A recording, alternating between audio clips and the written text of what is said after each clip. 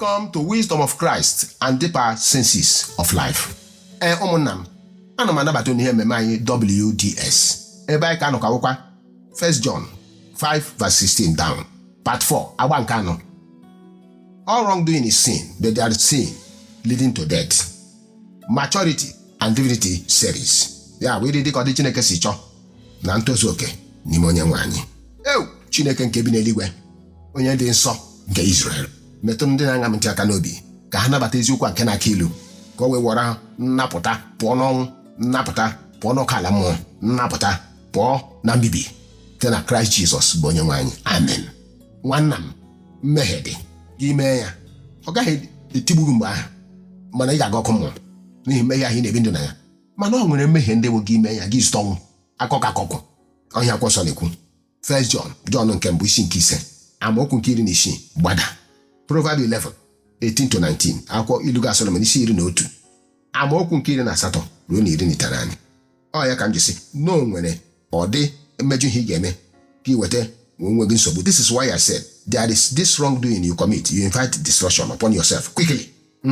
O nwere ihe ị ga-eme gị nata ụgwọ ọrụ ya akọkọ nwa bịa gbunye onye anya ma onye adaba n'otu nsogbu. Mmehie niile na-eduba n'ọkụ ala mmụọ ma ịjụ nchegharị, ma na gị ji nchegharị, mana ọ bụ ha niile na-eweta kwingwom. Mana o nwere ndị ike na-eme ime ya ozugbo, ị nata ya ozugbo. Do you know that keeping unnecessary secret is a sin? Unnecessary secret is a sin. Yes, unnecessary secrecy is a sin that often leads to physical death untimely. N'anya, a na-ezobe ihe nzuzo, mana o nwere ihe nzuzo nke na-adịghị mkpa na a ga-ezobe. Akwụkwọ nsọ nwere ihe mmadụ ga-ezobe, kwesịrị izobe. Nwee ihe a na-akwesịghị izobe, gị izobe ya ọnwa bịa. Lee anya ihe dị n'akwụkwọ ilu Solomon isi 13 amaokwu nke 3, Proverbs 11:13, Proverbs 20:19, Proverbs 25:9-10. Ọ sị ilu Solomon isi 11 amaokwu nke 3, ilu Solomon isi 20 amaokwu nke 9, ilu Solomon isi 25 amaokwu nke 9 ruo na 10. O nwere ihe nzuzo ga-abụ izobe ọ dị Chineke mma n'obi. Nwekwana ihe ị ga-abụ izobe ya bụrụ ọnwụ ga-egbu gị, ọ bụrụ mmehie. Si m n'otu ole lesena Bekee kwuru, ezi enyi m, olee ọdị ihe nzuzo a dị ihe ahụ bụ mgbe enyi gị ma ọ nwunye gị ma ọ dị gị ma nwanne gị nwoke gwara gị sị na ya ga-egbu gị, na ya ga-egbu gị, ya kwuo ya wepụta anya red gwa gị sị na ya ga-egbu gị, gị gbakịtị ikwu gị ekwu, onwe onye gwara ịtụpụghị sị gị adịkwa ama na nwanne m a, di m a, enyi m a, ọ sị na ya ga-egbu ma ọ na-ekwu ya na-ekwuchi gị debe n'obi gị. Onweghị ihe mere iji gbabiche, maka na Bekee sị prevention is better than cure. Ọbụla dị Kraịst n'onwe ya hụkwara prevention n'anya karịa cure. Ọhịa mere mgbe ụfọdụ ya emebi ụbọchị Sabat, ya emebie ya nke wee zụọ ndụ. Nke ahụ bụ otu. Ugbu a ị na-arịa arịa because ihe eri ahụ ị na-arịa bụ ọrịa na-eme ihere, because ya bụrụ HIV, because ya bụrụ nke anyị na-amaghị isi n'ọdị ya, gị zobe ya sọsọ gị. Onwe onye gwara ịgwa ha ọbụla dị onye i chere na ị ga-agba ọ gaghị ekwuta obodo dị onye ụkọchukwu gị ma ọ dọkịta gị, ma ọ bụ ọsọ mmadụ atọ ka ị na-aga ezoro onwe gị, ka abụ dọkịta gị, ka abụ onye ụkọchukwu gị, ka abụ lọya gị. Onye ụkọchukwu gị makwa onwe ya bụ onye ekwurekwu. A ka enwerịrị otu onye ị ga-enweta, ọ ga-enyere gị aka karịa gị isobe ya. Mgbe isobere ya, ọrịa ahụ bịa gbunye ọgụ anya, a ga-achọpụta amata ihe ọ bụ ụwa elu ụwa mmadụ bi, amatazie n'ife anwa a na-ezo ezo, ife anwa ị na-ezo amatazie ya ifugwe. Mana ọ bụ na ihe i mere sị onye a na-enekena, o nwezi onye ọzọ bụrụ ụkọchukwu ịma nke ọma na o rijuru afọ, ịgwa ya ọ debe ya etu anwa, izobe ya, zonarị ya onye ukwu, zonarị ya nwanne gị, zonarị ya enyi gị, zonarị ya di gị, zonarị ya nwunye gị, zonarị ya onye ihe ọbụla chai wee ruo na ya bụ ihe abịa tanyụọ gị anya. O nwere mmehie dị na ihe izobe ihe na-ekwesịghị na a ga-ezobe. O nweghị na onye nwere ị ga-confide in. Chineke, ọ bụla dị onye ụkọchukwu gị ma lọya gị ma dọkịta gị, gị na-ekpuchi ya ma ọ bụkwa na-acha ere jụ na onwe onye ga-amata. Eme ndị iro ga-amata mana ịnwụzienu ndị iro ga-anwa achọpụtazienu. Ọkwa ka ndị iro ga-arịfụ ya, mana ha bịazi hụ na ili gị ọkwa ya bịa hụ ka ị gị dị chai ịlụtazi na mmadụ kpọrọ nwa kpọọ ya onye ka o zuru. Ọ dị onye o zuru, ị ga-eji na-ezo ihe bịara gị ruo na ihe ahụ ebibie gị. Ọzọkwa, o nwekwara ihe nzuzo ị na-ekwesịghị ikwuo ya gị kpasuo Chineke iwe. Yesa, o nwere ihe nzuzo ị na-ekwesịghị ikwuo ya na ọnụgụ gbara wọsha, kwuo ya na ịbụ mbele odogoro ọnụ, mbele ikwuo ya maka na ịwụ mbele odogoro ọnụ, tụ ka o si aba n'udo ikote iwe Chineke tigbunye ọga anya maka o nwere Chineke na-enwe ihe nzuzo. Yesa ilu ọzọ lọsị izu nzuzo Jehova dịrị ndị na-atụ egwu ya. Ichefuo ya akwụkwọ Proverbs 25:9-10, Isaiah 35:3-7. Ya anyị lụga Solomon isi 25 amaokwu nke 9 ruo na 10. Akwụkwọ Abụọma isi 25, Psalm 25:14 isi 25 amaokwu nke 4. The secret of the Lord is with those who fear him, and he will show them his covenant. Ya izu nzuzo Jehova. O nwere ihe nzuzo ị ga-amata ma Chineke ga-eme ka idebe. Ị gaghị agwa ya mmadụ ihe mebie ajụ esi n'isi gị. O nwere ihe ị kwesịrị ka idobe na nzuzo. Nyakwa ntị ọzọ. Isaiah 39:3-7 ọ sịrị gị nọsị Hezekaya wee mee ka ndị mmehie, ndị na-ekweghị ekwe, ndị Babilọn hụ ihe nsọ Jehova o debere na nzuzo. Ndị mmehie abịa ya eme ka ha hụ ya, gwu ya anya. Nyakwa ntị ya eme ka ndị na-ekwesịghị ịhụ ihe nsọ Jehova ha hụ ya. Jehova wee sị Hezekaya onye ezi omume, akwa onye ezi omume, mana ị mere ka ndị ahụ ihe ha na-ekwesịghị ịhụ, nọ ihe ha na-ekwesịghị ịnụ. N'ihi ya ha ga-abịa bụkọrọ ihe niile ị nwere ịhụrụ ya. Mmekọrịta nke mmadụ na onye ajọ omume adadị mma. Brethren, Bekee kwuru, ya bụ nwanna m onye na-ege m ntị. When it was too difficult for the Jews to recognize Christ physically, it was Judas Iscariot who went to them and said, "Come, let me show you the man." Mgbe ọ rara ndị Juu ahụ ịmata onye bụ Kraịst, n'ihi na ha niile Kraịst arụ o ji bịa abụghị arụ onye afọ ukwu, ọ bụghị arụ onye obi ukwu na onye ukwu ya buru ibu. Ọ bụ arụ ya ekweghị ka ha mata onye ọ bụ. Ndị apọstọls ya bụcha ndị gbara agba. O mezie na ọ na-ara ahụ ịmata onye Kraịst bụ. Onye mere ka amata onye Kraịst bụ? Izu nzuzo ahụ onye mere ka chọpụta Judas Iscariot. Ọ sị abịa ka m gosi na onye ọ bụ. Maka na ndị Juu ọ na-agbagwoju ha anyị mata onye bụ onye, maka ha niile ha dị ebube. Onye mere ka amata ihe nzuzo ahụ? Judas Iscariot. Chai, gịnị mesịrị? Ọ naanị n'iyi. Luke 22:47-48. Akwụkwọ Luke isi 22 amaokwu nke 47 ruo na 48. O gosi ihe nzuzo ahụ. Ịma nke ọma na wickedness, ya mercilessness, ya wee nweghị obi ebere. Onye na-adị egosi obi ebere, ọ bụkwa mmehie na-eweta ọnwụ. Ọ bụrụ na a sịrị na onye na-eme ebere ka a ga-emere ebere, ya bụ onye na-adịghị eme ebere, onye na-adịghị eme ebere agaghị enweta obi ebere. Ọ ya bata danger na-eji alọka around ndị na-adịghị enwe obi ebere. Ọ dabata obi ebere agbafua. Chineke ebughị onye ụgha. God is not a liar. Proverbs 19:17, Proverbs 21:12-13, Matthew 5:7. Akwụkwọ Iluga Solomon isi 19 amaokwu nke 7. Akwụkwọ Iluga Solomon isi 21 amaokwu nke 12 ruo na 13. Akwụkwọ Matthew isi nke 5 amaokwu nke 7. Chineke na-emere onye na-eme ebere. Ịsụ anya ya bụ na Chineke na-emere onye na-anaghị eme ebere. You show no mercy to people in trouble, and no mercy will be shown to you whenever you are in their need. Whenever you are in trouble, no wonder they don't last. Ndị na-enwe obi ebere anaghị atọ olo. Listen na Bekee kwuru. Kedu ọzọ anyị ga-eleba anya? Ya bụ gịnị? Nagging, quarrelsomeness. Ọ bụ a dangerous sin that often leads to death. Ya ekwe eze, mmadụ ịmụ ọnwụ, ịchị ọnwụ mgbe niile mmadụ na-achị ọnwụ.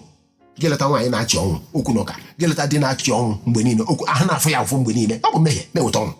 Okwu n'ụka mgbe niile okwu n'ụka na-agụ ya. Mmehie na-eweta ọnwụ. Woman quarreling over everything. The same thing with a man who picks fault in everything. Hellfire is better than such a person. Bible said you should keep him or her away. That you should try to avoid this kind of person.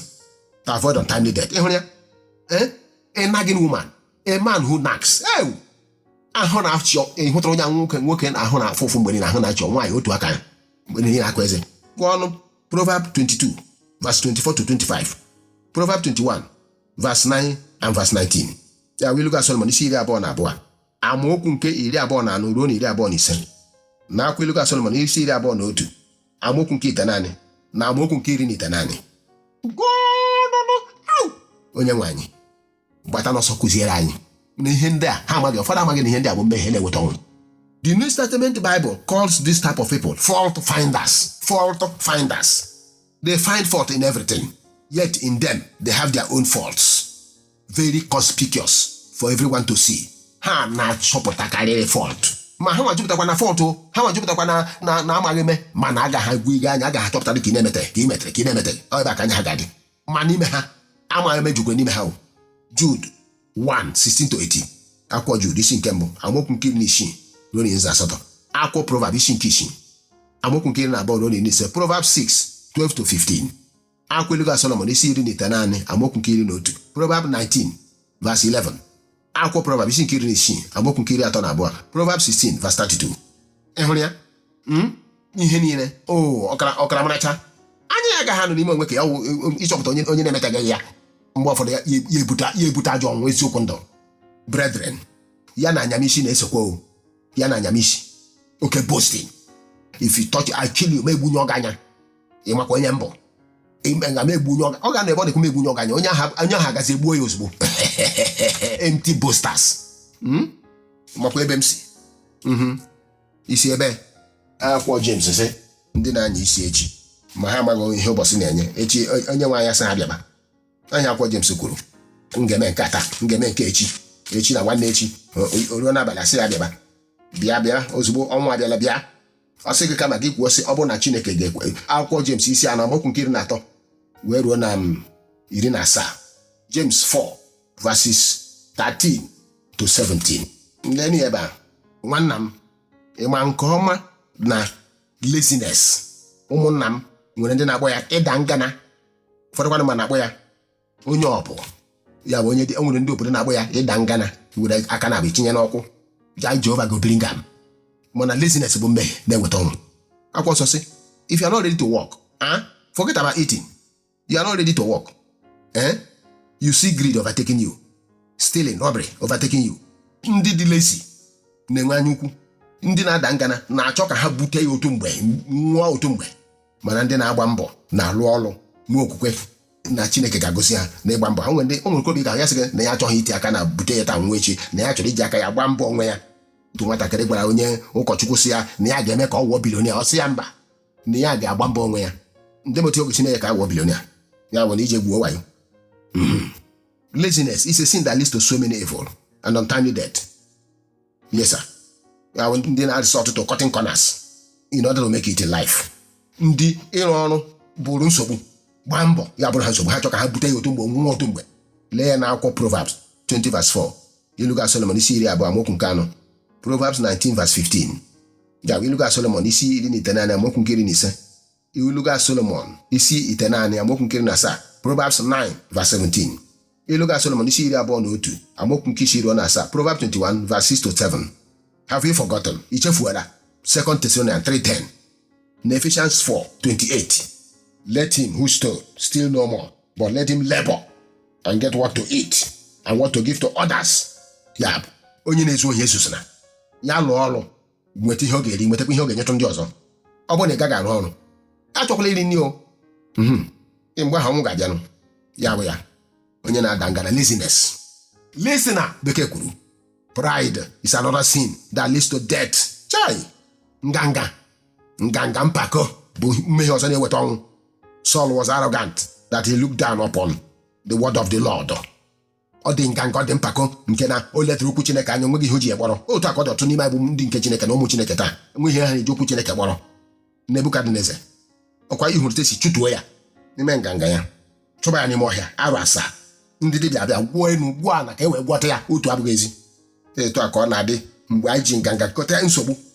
Ekpere ọ ya atụ, dibịa gwụọ ọ ya atụ. Asị gị ihe nke a ada agwọta ya agwọta. Gịnị mezi? Nebukadneza wee chetazie na Chineke bụ onye o mejọrọ. O were ihu elu kwuo sị, onye nwe anyị, ugbu a ka m mara na igbuchi n'ezie, emewo m nganga n'iru gị. Doo gbaghalụ m. Akwụkwọ nsọ sị mgbe ahụ ka Nebukadneza nwetara onwe ya, mgbe ọ nọrọ arọ 7 n'ime ọhịa. O nwere ụdị nganga ị ga-eme, atụba gị na ọhịa 7 years, tụba gị into affliction arọ 14, ma Chukwu mere m na gị ebere. O nwere ụdị nganga, o nwere ụdị ga-esi kulie onwe gị elu, atụba gị na nsogbu. Ma mgbe o lere anya sị onye nwe anyị mere m ebere, Jesus Christ wee mere ya ebere, Chineke wee mere ya ebere. Ọ hụrụ na ndị dibịa gwara ma ha gwụta, ndị ekpere ma ha ekpetere, onweghị ihe metere ya. Wee ruo mgbe o weli anya n'elu tie Jehova mere m ebere. Daniel 4:28-33. Akwụkwọ Daniel isi nke 4 amaokwu nke 28 ruo na 33. Daniel 4:28-33. Akwụkwọ Samuel nke mbụ isi nke 15 amaokwu nke 19 ruo na 23. 1 Samuel 15:19-23.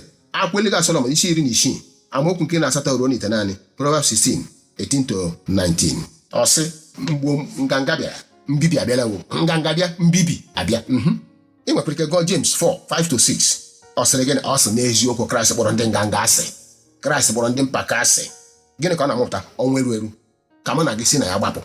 Ị nụrụ ya?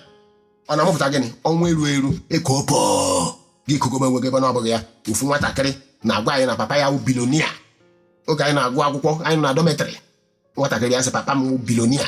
Ọ na-eyi anyị egwu. Ofu ụbọchị papa ya abịa buru baisikụl. Anyị sị ya enyi papa ga-abịa na ya lee anya hụ papa ya ka o bu Long John baisikụl rali. Enyi nwatakịrị nwoke ajụ ịpụta bịa kelee papa ya n'ihi na ọ na-agba anyị mgbe niile na papa ya wụ bilonia. Ọ na-agba hụma jip, ọ na-agba ka werizi otu papa ya bịara buruzie baisikụl. Chai! Ịhụ na mmehie kede wụta ọnwụ. Ịhụrụ ya? Ihe a nwere ike papa ya nwere ike wee iwe chụ ya. Skuul ahụ na-aga akwa ya eziokwu ndụ. Brethren bekee kwuru ya bụ nwanna m. Olee mmehie ọzọ na-enye nsogbu? Ọ mmehie nke discontentment, ya bụ enweghị afọ ojuju. Jizọs! Mmadụ enweghị afọ ojuju n'ihe o nwere. Afọ ejugo na ka ede. Ọ na-ebibi na-eweta ọnwụ eru eru. Ṅa ntị ihe akwụkwọ nsọ kwuru sị, the little that the righteous has is better than many riches of the wicked. Gwa igba ya bụ ka mmadụ dị contented with ihe o nwere. Ṅa ntị. Abụ ọma 37:16-17. Abụ ọma isi 37 amaokwu nke 16 ruo 17. Psalm 37:16-17. Proverbs chapter 15 ya Eliga Solomon isi 15 amaokwu nke 16 wee ruo na 17. O kwuru gịnị?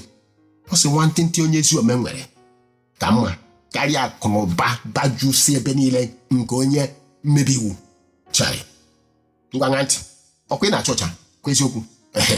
Gị ile anya ya wụrụ ọcha Chineke nyere gị kwa eziokwu. Isikwana anya emezi ka isikwana anya achọzi ka ị na-eji gbagba. Isikwana anya achọzi ka ijibe nji. Ya afọ eju gịnị na-achọchọ kwa eziokwu? Ọ dị mma. Ngwa ṅa ntị. Ị na-eji oji ebonyi black is beauty. Ị na-eji ọjọọ kwa eziokwu. Isikwana anya oji ahụ ị na-eji eju oge afọ. Ejezie ka ị wee chaa gbaa iru Fanta Coke. Ụcha aka mere. Makwara mmehie. Ụcha aka mere. A na-ahụ ya. Ụfọdụ na-eji nji, ụfọdụ na-achọ ọcha. Ṅa ntị. Ịhụ na o nwere ndị na-abụ ụmụ nwaanyị, ụmụ nwoke. Ya bịa n'eze obi ya hụ na eze obi ya ebughị ibu. O nwere ihe na-akpọ aha. Nwaanyị maara ihe bụ eze obi ya. Ya hụ na eze obi ya ebughị ibu, ya ga-achọwa ebe ọ ga-eme operation ka o wee tiekwu ihe ọzọ n'eze obi ya. Chai! Mgbe ụfọdụ ya esi ebe ahụ nwa.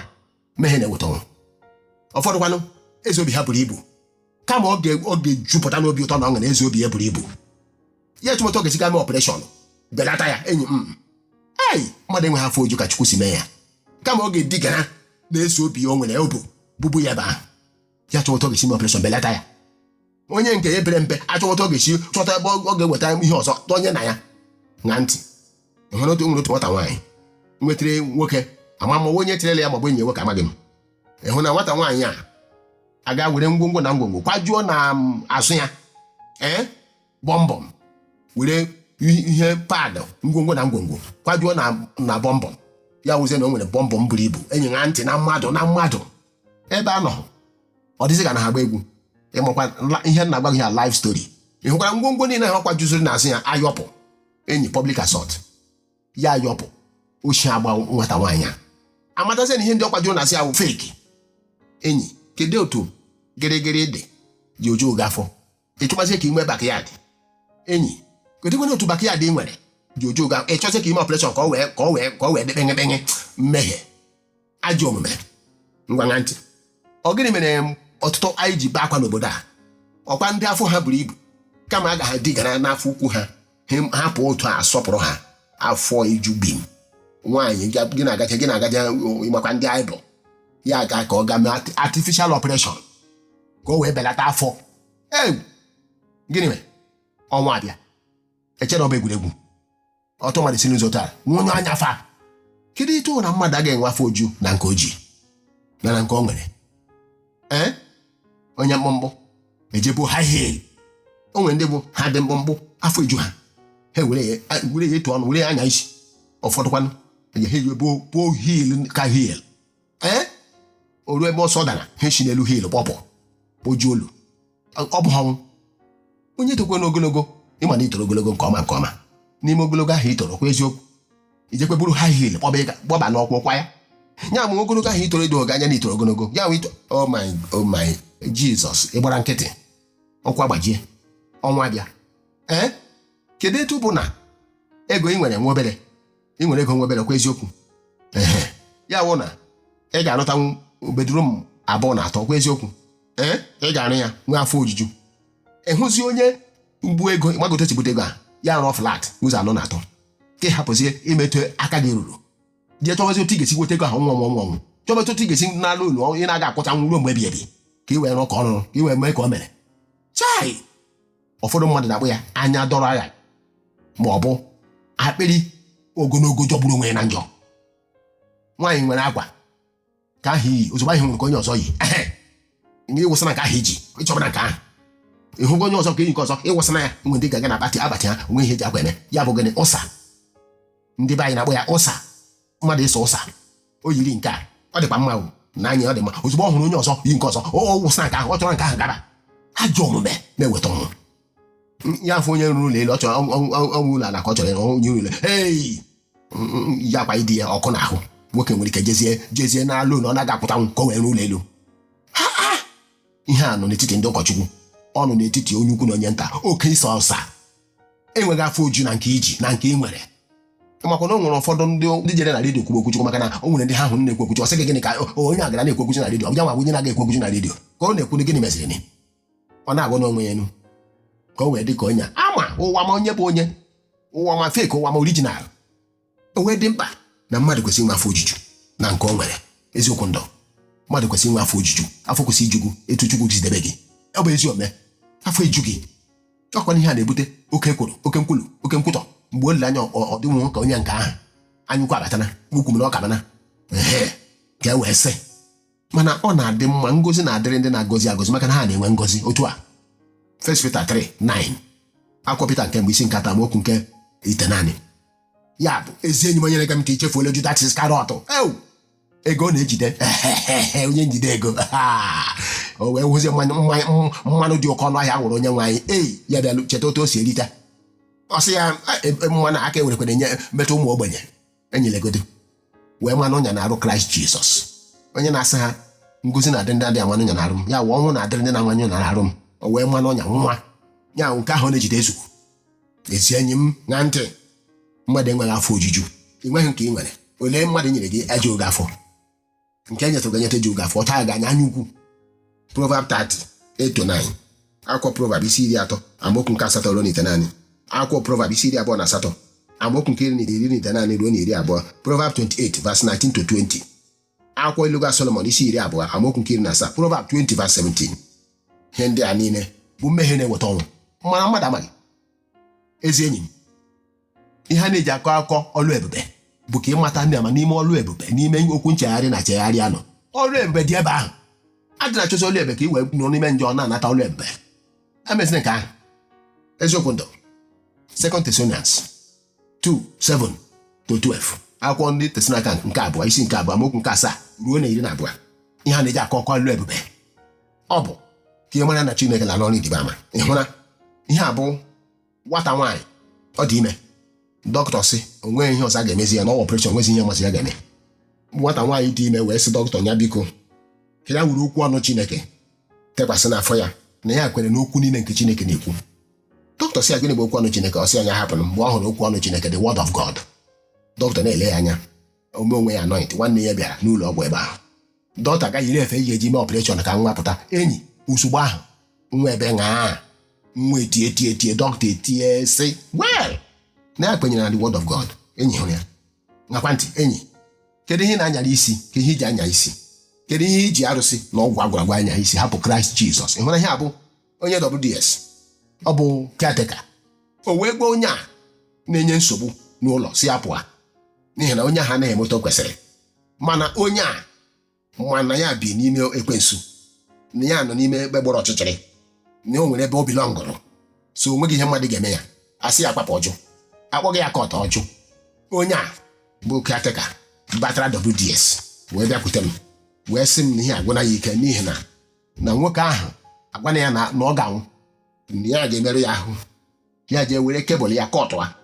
Enyi ndị otu na onye a o nweghị ihe ọma ọ bịakwute m wee sị ya ụjọ na-atụ gị ọsọ si ụjọ gị na-atụ gị ịma ihe bụ Chineke, ịma ihe wee gbaba n'ime Chineke, ije ụka dị iche na ịgbaba n'ime Chineke. O wute m na ụjọ tụrụ ya, wee sị ya ṅaa m ntị ọfụma, wee lee anya n'elu wee sị anya ntị. Ọkwe na-anụ maka ịhụrụ ndị na-eme bunya a na-ekpe ebere ọjọọ bunya na-eme mkpọtụ ṅaa ntị. Wee legide anya na mbara igwe, ọ na-amaju m obi n'ihi ịnya isi nke onye nwere ihe aka mere, n'ihi ịnya isi nke onye nwere onwe tụba n'otu ọjọọ. Wee legide anya na mbara igwe n'ọnụma si onye nwe m, onye kere eluigwe n'ụwa, asị gị ji egbuo nwoke ahụ, mana ngwazi ya na ya wee Kraịst Jizọs n'ebe ị nọ ka ike niile biri. O wutere m na ndị a na-ama jijiji. Enyi ṅaa ntị ihe mere n'ụwa, ọ n'ụwa ka o mere, n'ala Owere ka o mere. Enyi Jehova bụ Chineke nke usu niile nke dị agha wee were mmiri ozuzo gaa nchi mmiri bịa were egbe eluigwe gbata ụwa. Enyi na mmadụ life story bupụzi nke na silin jee ebe mmadụ na-anọghị debe ya, mmiri ozuzo wee bịa, nwoke a wee were baro na-akpa ngwongwo ya na-apụ, na-akpa ngwongwo ya na-apụ. Ọ bụ onye nyere quit notice kemgbe 2 years, ọ na-akpa ngwongwo ya na-apụ. Ụmụ mmadụ agbakọ wee na-asị ọ gịnị dị ihe nka, wee na-ajụ ya sị enyi olee ọdịchi nwere, what's going on? Ha wee too Chineke, ha wee sị n'ezie n'ebe Kraịst Jizọs nọ ka ike niile dị, na mmadụ ka o mere, n'ala Owere ka o mere. Onye ahụ nke dabere n'ihe aka mere na-abụ na Kraịst Jizọs nwee ike niile wee were baro kwa ngwongwo ya n'ihi na mmiri na-ezoba. Ọ sị m ọ na-akpa ngwongwo ya na-apụsị ya, yes ịbago na room si ya abakwana. Ọ sị m gịnị? Si ya abakwana. Wee ziga prayer warrior o jee bupụta ukwutu ụkwụ ọgwụ ọ dọbara n'ụlọ. Ha wee mara na Chineke na-adị ndụ. Proverbs 18:10 Jehova bụ ebe m ewusiri ike, onye ezi omume na-agbaba nwee nchedo. Ka onye nwaanyị gozie m n'ọnụ, debe m n'ọnụ, mee ka anyị si na mmehie na-eweta ọnwụ gbapụ, si na mmehie niile na-eduba na ọkụ ala ma gbapụ, chebe m n'ọnụ, ka anyị nwee nchegharị obi, chọọ ezi Chineke ka o wee gozie m n'ọnụ site na Jizọs Kraịst bụ onye nwe anyị. Amen. Gị kpọọ maka ịchọsị ihe ndị dị gị mba 081-550-38909 0706-456-5615 0703-076-4482 0803-5005-882 0703-025-7755 070-30-25-7755. Onye nwaanyị goziere m unu, mee ka m nọ n'ụgbapụ n'ime ajọ ome. Amen.